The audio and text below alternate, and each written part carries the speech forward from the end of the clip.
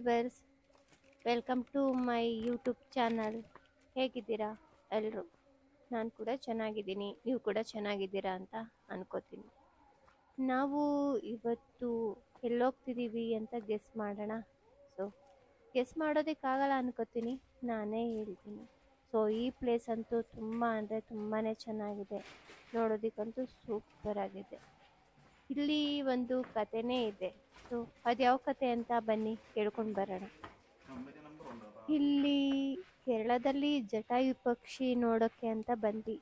ಅಂದರೆ ಇಲ್ಲಿ ಒಂದಾನೊಂದು ಕಾಲದಲ್ಲಿ ಇದೊಂದು ಪಕ್ಷಿಯ ಕಥೆನೇ ಇದೆ. ನೀವು ಕೇಳಿರ್ಬೋದು ಅಲ್ವಾ, ರಾಮಾಯಣದಲ್ಲಿ ಸೀತೆನ ರಾವಣ ಅಪಹರಿಸ್ಕೊಂಡು ಹೋಗ್ಬೇಕಾದ್ರೆ ಈ ಜಟಾಯು ಪಕ್ಷಿ ತನ್ನ ಪ್ರಾಣವನ್ನೇ ಕೊಟ್ಟಿದಂಥ ಸ್ಥಳ ಇದು. ಇಲ್ಲಿ ತುಂಬ ಅಂದರೆ ತುಂಬನೇ ಕ್ಯೂ ಇರುತ್ತೆ. ಸೊ ಸಿಕ್ಕಾಬಟ್ಟೆ ರಸ್ ಇರುತ್ತೆ. ಜೊತೆಗೆ ಇಂಪಾರ್ಟೆಂಟ್ ಏನು ಗೊತ್ತಾ ವಿಷಯ, ಇಲ್ಲಿ ಟಿಕೆಟ್ ಕೂಡ ಇರುತ್ತೆ. ಇಲ್ಲಿ ಯಾವುದೇ ಕಾರಣಕ್ಕೂ ಫೋನ್ಪೇ ಮತ್ತು UPI ಏನು ಕೂಡ ವರ್ಕ್ ಆಗೋದಿಲ್ಲ. ಇವ್ರಿಗೆ ಕ್ಯಾಶೇ ಕೊಡಬೇಕಾಗುತ್ತೆ. ಇಲ್ಲಿ ಬಂದರೆ ಪಾರ್ಕಿಂಗ್ ಟಿಕೆಟ್ಗೂ ಕೂಡ ಕ್ಯಾಶೇ ಕೊಡಬೇಕು. ಜೊತೆಗೆ ಇಲ್ಲಿ ಟಿಕೆಟ್ ತೊಗೊಳೋದಕ್ಕೂ ಕೂಡ ಕ್ಯಾಶೇ ಕೊಡಬೇಕು. ಇಲ್ಲಿ ನಾವು ಬೈ ವಾಕ್ ಹೋಗ್ತೀವಿ ಅಂತ ಹೇಳಿದ್ರೆ ಒಂದು 4ರಿಂದ 5 ಕಿಲೋಮೀಟ್ರ್ ಇರುತ್ತೆ, 350 ರೂಪಾಯಿ ಇರುತ್ತೆ. ಕೇಬಲ್ ಕಾರ್ಗೆ ಹೋಗ್ತೀವಿ ಅಂತ ಹೇಳಿದ್ರೆ ಅದಕ್ಕೆ ಸ್ವಲ್ಪ ಕಾಸ್ಟ್ಲಿ ಇರುತ್ತೆ. ಅದಕ್ಕೆ 900 ಏನೋ ಇದೆಯಂತೆ. ನಾವು ಕೇಬಲ್ ಕಾರ್ಗೆ ಹೋಗಲಿಲ್ಲ, ನಾವು ಹತ್ಕೊಂಡ್ವಿ ಬಂದ್ವಿ. ತುಂಬ ಅಂದರೆ ತುಂಬ ಚೆನ್ನಾಗಿದೆ. ಬಟ್ ನಾವು ಬರಬೇಕಾದ್ರೆ ಮಳೆ ಬರ್ತಾಯಿತ್ತು. ನೆನಿತೀವೇನೋ ಹೇಗೋ ಅಂದ್ಕೊಂಡು ಬಂದ್ವಿ. ಸೊ ಮಳೆ ನಿಂತೋಯ್ತು. ಇದು ರಾಮಾಯಣದಲ್ಲಿ ಸೀತಾನ ರಾವಣ ಅಪಹರಿಸ್ಕೊಂಡು ಹೋಗ್ಬೇಕಾದ್ರೆ ಈ ಜಟಾಯು ಪಕ್ಷಿ ನೋಡಿ ರಾವಣನ ತಡೆಯುತ್ತಂತೆ. ತಡೆಯಬೇಕಾದ್ರೆ ರಾವಣಂಗೂ ಮತ್ತು ಜಟಾಯು ಪಕ್ಷಿಗೂ ಯುದ್ಧ ಆಗುತ್ತಲ್ಲ, ಆವಾಗ ರಾವಣ ಜಟಾಯು ಪಕ್ಷಿನ ಬಿಸಾಕಿ ಹೋಗಿರ್ತಾನೆ. ಆವಾಗ ರಾಮ ಬರೋದನ್ನೇ ಕಾಯ್ತಾ ಈ ಪಕ್ಷಿ ಈ ರೂಟಲ್ಲಿ ರಾವಣ ಸೀತೆ ಮಾತೆನ ಅಪಹರಿಸ್ಕೊಂಡು ಹೋದ್ರು ಅಂತ ಹೇಳಿ ಪ್ರಾಣ ಬಿಟ್ಟಂತ ಸ್ಥಳ ಇದು. ಅದಕ್ಕೋಸ್ಕರ ಇದನ್ನ ದೊಡ್ಡದಾಗಿ ಕೆತ್ತನೆ ಮಾಡಿ ಇಟ್ಟಿದ್ದಾರೆ. ಎಷ್ಟು ಬ್ಯೂಟಿಫುಲ್ ಆಗಿದೆ ಅಲ್ವಾ? ತುಂಬ ಅಂದರೆ ತುಂಬ ಚೆನ್ನಾಗಿದೆ. ಇಲ್ಲಿ ಬಂದರೆ ನಾವು ಟಿಕೆಟನ್ನ ತಗೊಳ್ಳೋದಕ್ಕೆ ತುಂಬ ಅಂದರೆ ತುಂಬಾ ವೆಯ್ಟ್ ಮಾಡಿದ್ವಿ. ಮಿನಿಮಮ್ 2 ಅವರ್ ವೆಯ್ಟ್ ಮಾಡಿದ್ವಿ. ಅಷ್ಟೊಂದು ಜನ ಇದ್ದಾರೆ ಇಲ್ಲಿ. ನೋಡಿ ಎಷ್ಟು ಚೆನ್ನಾಗಿದೆ. ಬಟ್ ಹೇಳಿದ್ನಲ್ಲ ಆವಾಗಲೇ, ಫೋನ್ಪೇ ಮತ್ತು ಗೂಗಲ್ ಪೇ, ಆನ್ಲೈನ್ ಪೇಮೆಂಟ್ ಏನೂ ವರ್ಕ್ ಆಗೋದಿಲ್ಲ. ಯಾರೇ ಇಲ್ಲಿಗೆ ಬಂದರೂ ಕ್ಯಾಶೇ ತೊಗೊಂಡು ಬನ್ನಿ. ನಾವೇನು ಮಾಡಿದ್ವಿ ಅಂದರೆ ನಾವು ಕ್ಯಾಶ್ ತಂದಿರಲಿಲ್ಲ, ಹಾಗೆ ಬಂದ್ಬಿಟ್ಟಿದ್ವಿ. ಬ್ಯಾಗನ್ನ ಮರ್ತ್ಬಿಟ್ಟು ಬಂದ್ಬಿಟ್ಟಿದ್ವಿ. ಹಾಗಾಗಿ ನಾವು ಏನು ಮಾಡಿದ್ವಿ ಅಂತ ಹೇಳಿದ್ರೆ ಒಬ್ಬರು ಆಟೋದವ್ರ ಹತ್ರ ಕ್ಯಾಶ್ ಇಸ್ಕೊಂಡ್ವಿ. ಅಂದರೆ ಅವ್ರೇನು ಕ್ಯಾಶ್ ಹಾಗೆ ಕೊಡಲ್ಲ. ಇಲ್ಲಿ ಅದನ್ನು ಕೂಡ ಒಂದು ಬಿಸ್ನೆಸ್ ಮಾಡ್ಕೊಬಿಟ್ಟಿದ್ದಾರೆ. ಏನು ಅಂತ ಹೇಳಿದ್ರೆ 1000 ರೂಪಾಯಿ ಕೊಟ್ಟರೆ ಅವರು 900 ರೂಪಾಯಿ ಕ್ಯಾಶ್ ಕೊಡ್ತಾರೆ. 100 ರೂಪಾಯಿಗೆ 10 ರೂಪಾಯಿ ಹಿಡ್ಕೊಂಡು ಹಾಗೆ ಕ್ಯಾಶ್ ಕೊಟ್ಟರು. ನಮಗಂತೂ ತುಂಬಾ ಅಂದರೆ ತುಂಬಾ ನನಗೆ ಬೇಜಾರಾಯಿತು. ಸುಮ್ಮನೆ ಕ್ಯಾಶ್ ಇಟ್ಕೊಂಡು ಮರ್ತ್ಕೊಂಡು ಬಂದ್ವಲ್ಲ ಅಂತ ಹೇಳಿ ಏನು ಮಾಡೋದು, ಹೋಗ್ಬಿಟ್ಟಿದ್ದೀವಿ, ತುಂಬ ದೂರ ಹೋಗ್ಬಿಟ್ಟಿದ್ದೀವಿ. ವಾಪಸ್ ಹೋಗಿ ಮತ್ತೆ ಅಮೌಂಟ್ ತೊಗೊಂಡು ಬರೋದಕ್ಕಾಗಲ್ಲ ಅಲ್ವಾ? ಹಾಗಾಗಿ ಇಲ್ಲಿ ಮೇಲ್ಗಡೆ ಒಂದು ವಾಟರ್ ಬಾಟಲ್ ಕೂಡ ಬಿಡೋದಿಲ್ಲ. ಬಟ್ ಏನೇ ಆದ್ರೂ ಏನು ವಸ್ತುನೂ ಮೇಲ್ಗಡೆ ಬಿಡೋದಿಲ್ಲ. ಎಲ್ಲ ಗಲೀಜು ಮಾಡ್ತಾರೆ, ಅಲ್ಲಿ ಬೇಕಂದ್ರೆ ಇಲ್ಲಿ ಬಿಸಾಕ್ತಾರೆ ಅಂತ ಹೇಳಿ ಏನೂ ಬಿಡೋದಿಲ್ಲ. ಬಟ್ ಏನೇ ಇದ್ರೂ ಕೂಡ ಚೆಕ್ ಮಾಡಿ ಕಳಿಸ್ತಾರೆ. ಬರಬೇಕಾದ್ರೆ ಏನು ಕೂಡ ಬಿಡೋದಿಲ್ಲ. ಒಂದು ಕುರ್ಕುರೆ ಆಗಿರ್ಬೋದು, ಸ್ನ್ಯಾಕ್ಸ್ ಐಟಮ್ ಏನು ಬಿಡೋದಿಲ್ಲ. ವಾಟರ್ ಬಾಟಲ್ ಕೂಡ ಏನು ಬಿಡೋದಿಲ್ಲ. ಅಂದರೆ ಏನು ಅಂತ ಹೇಳಿದ್ರೆ ಪ್ಲಾಸ್ಟಿಕ್ ಐಟಮ್ ಮೇಲೆ ಏನು ಬಿಡೋದಿಲ್ಲ. ವಾಕಿಂಗು ಸ್ವಲ್ಪ ಏಜ್ ಆದವ್ರಿಗೆ ಕಷ್ಟ ಆಗುತ್ತೆ, ಏಕೆಂದರೆ ತುಂಬ ದೂರ ಇದೆ ಅಲ್ವಾ, ಮತ್ತು ಮೆಟ್ಲೆಲ್ಲ ತುಂಬ ಎತ್ತರ ಇದೆ.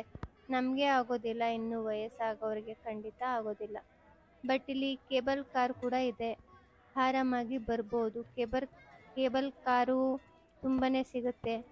ಬಟ್ ಅದಕ್ಕೂ ಕೂಡ ವೆಯ್ಟ್ ಮಾಡಬೇಕು.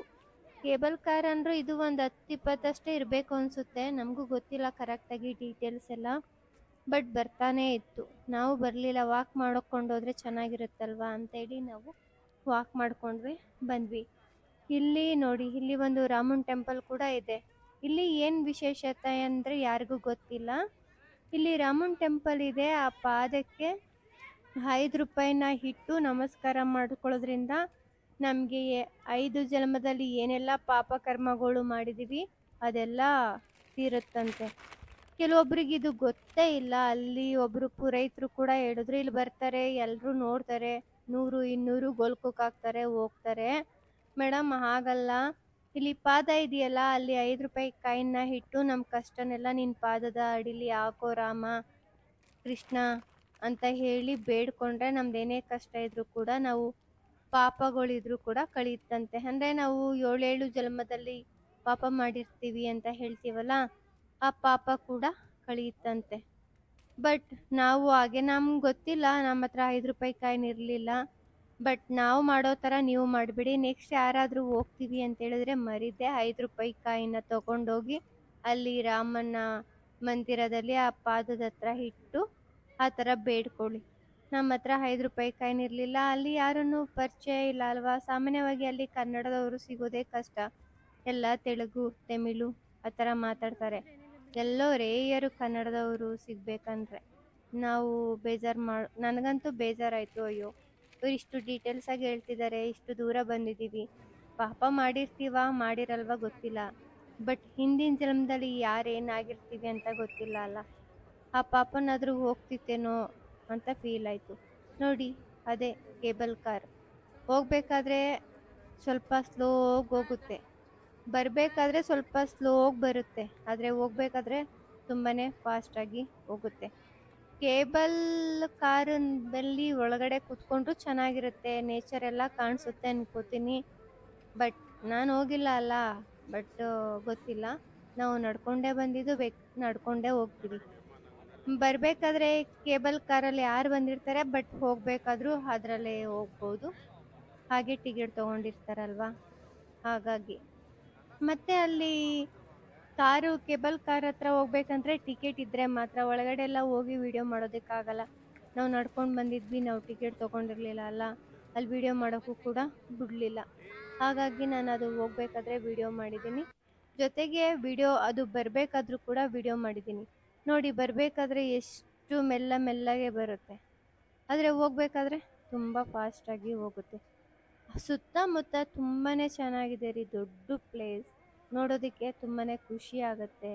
ಬಟ್ ಈ ಜಟಾಯು ಪಕ್ಷಿ ಹತ್ರ ಫೋಟೋ ಸೆಲ್ಫಿ ಎಲ್ಲ ತುಂಬಾ ಚೆನ್ನಾಗಿ ಬರುತ್ತೆ. ಇವಾಗಿನ ಜನ್ರೇಷನಲ್ಲಿ ಎಲ್ಲರೂ ಕೂಡ ಫೋಟೋ ತೆಕ್ಕೊಳ್ಳೋದು ಮತ್ತು ವಿಡಿಯೋ ಮಾಡ್ಕೊಳ್ಳೋದು ಕಾಮನ್ ಆಗಿಬಿಟ್ಟಿದೆ ಅಲ್ವಾ. ಹಾಗೆ ನಾವು ಕೂಡ ಫೋಟೋ ತೆಕ್ಕೊಂಡ್ವಿ, ವಿಡಿಯೋ ಕೂಡ ಮಾಡ್ಕೊಂಡ್ವಿ. ಇಲ್ಲಿ ಮೇಲ್ಗಡೆ ಏನೂ ಸಿಗೋದಿಲ್ಲ, ಜಸ್ಟ್ ಕಾಫಿ ಮಾತ್ರ ಸಿಗುತ್ತೆ. ಕಾಫಿ ಮತ್ತು ವಡೆ ಸಿಗುತ್ತೆ ಅಷ್ಟೇ. ಯಾರೇ ಆದರೂ ಮೇಲ್ಗಡೆ ಬಂದರೆ ಚೆನ್ನಾಗಿ ಊಟ ಮಾಡ್ಕೊಂಡು ಬನ್ನಿ, ಹತ್ತಬೇಕು, ಸುಸ್ತಾಗುತ್ತೆ. ಹಾಗಾಗಿ ನಾವು ಬೆಳಗ್ಗೆ ತಿಂಡಿ ತಿನ್ಕೊಂಡು ಬಂದಿದ್ದು. ನಾವು ಇಲ್ಲಿ ಒಂದು 11:30 12 ಗಂಟೆಗೆ ಬಂದ್ವಿ. ಆದರೆ ನಾವು ಟಿಕೆಟನ್ನು ತೊಗೊಂಡು ಮೇಲೆ ಹೋಗೋಷ್ಟರಲ್ಲೇ ಆಗಿಬಿಡ್ತು ಟೈಮು. ಮತ್ತು ನಾವು ರಿಟರ್ನ್ ಕೆಳಗಡೆ ಬಂದಾಗ 4 ಗಂಟೆ 4:15 ಆಗಿತ್ತು. ನಾವು ಆವಾಗ ಊಟ ಮಾಡ್ಕೊಂಡ್ವಿ. ಹಾಗಾಗಿ ಯಾರಾದರೂ ಹೋದರೆ ಮೇಲ್ಗಡೆ ಏನೋ ಸಿಕ್ಕುತ್ತೆ ಅಂತೆಲ್ಲ ಅಂದ್ಕೊಂಡು ಹೋಗಬೇಡಿ, ಮೇಲ್ಗಡೆ ಏನೂ ಸಿಕ್ಕೋದಿಲ್ಲ.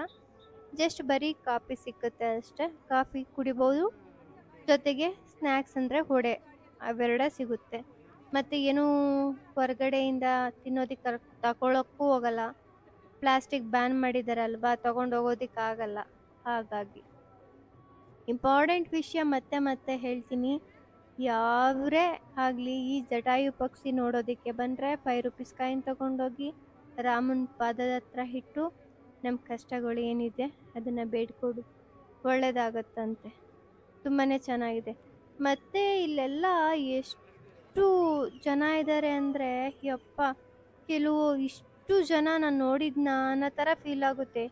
ನಾನು ಈ ಧರ್ಮಸ್ಥಳ, ಅದು ಬಿಡಿ, ಧರ್ಮಸ್ಥಳ ಓಕೆ, ಯಾವುದದು ತಿರುಪತಿಲಿ ಕ್ಯೂ ಇರುತ್ತಲ್ಲ, ಆ ಥರ ಇತ್ತು ರೀ ಟಿಕೆಟ್ಗೆ ಕ್ಯೂ. ಇದನ್ನು ನೋಡೋದಕ್ಕೆ ಇಷ್ಟೊಂದು ಕ್ಯೂ, ವಾಪಸ್ ಹೋಗ್ಬಿಡೋಣ ಅನ್ಕೋತಿದ್ದೆ ನಾನು, ಅಷ್ಟು ಕ್ಯೂ ಇತ್ತು. ನಾವು ಹೋಗಿದ್ದೆ ಸ್ವಲ್ಪ ಲೇಟ್ ಅಲ್ವಾ, ಅಷ್ಟು ಕ್ಯೂ ಇತ್ತು. ಮತ್ತು ಬೇರೆಯವ್ರು ಏನು ಮಾಡ್ತಾರೆ ಅಂತ ಹೇಳಿದ್ರೆ, ಕ್ಯೂ ಇರುತ್ತಲ್ಲ, ಬೇರೆಯವ್ರ ಕೈಲಿ ಟಿಕೆಟನ್ನು ಕೊಟ್ಟು ತಗೋತಾರೆ. ಬಟ್ ಎಲ್ಲರೂ ತೆಕ್ಕೊಡೋದಿಲ್ಲ. ಅಲ್ವಾ? ಒಬ್ಬೊಬ್ರು ತೆಕ್ಕೊಡ್ತಾರೆ, ಒಬ್ಬೊಬ್ರು ತೆಕ್ಕೊಡೋದಿಲ್ಲ. ನೋಡಿ ಮೆಟ್ಲು ಇಷ್ಟು ಹೈಟ್ ಇರುತ್ತೆ, ಬಟ್ ಏಜ್ ಆದವ್ರಿಗೆ ತುಂಬ ಕಷ್ಟನೇ. ಬಟ್ ನಾವು ಹತ್ತುತ್ತೀವಿ ಅಂತ ಅಂದ್ಕೊಂಡ್ರೆ ಹತ್ಬೋದು, ಆಗಲ್ಲ ಅಂದ್ಕೊಂಡ್ರೆ ಆಗಲ್ಲ. ನಾವು ಮೇಲಿಂದ ಇವಾಗ ಕೆಳಗಡೆಗೆ ಇಳಿತಿದ್ದೀವಿ. ಸ್ವಲ್ಪ ಮಳೆ ಬಂದಿದೆಯಲ್ಲ, ಹಾಗಾಗಿ ಎಲ್ಲ ಕಡೆ ಒದ್ದೆ ಒದ್ದೆ ಇದೆ. ಇಲ್ಲಿ ಸಿಂಹ ಹುಲಿ ಏನು ಇರಲ್ಲ ಅನ್ಕೋತೀನಿ. ಫುಲ್ಲು ಕಾಡು ಥರನೇ ಇದೆ. ನೋಡೋಕ್ಕೆ ತುಂಬ ಅಂದರೆ ತುಂಬ ಚೆನ್ನಾಗಿದೆ. So thank you so much ಇಲ್ಲಿ ತನಕ ನಾನು ವಿಡಿಯೋ ನೋಡಿದ್ದಕ್ಕೆ. ಹೀಗೆ ಸಪೋರ್ಟ್ ಮಾಡಿ, ಜೊತೆಗೆ ನನ್ನ ವಿಡಿಯೋ ಇಷ್ಟ ಆದರೆ ಒಂದು ಲೈಕ್ ಮಾಡೋದನ್ನು ಮರಿಬೇಡಿ.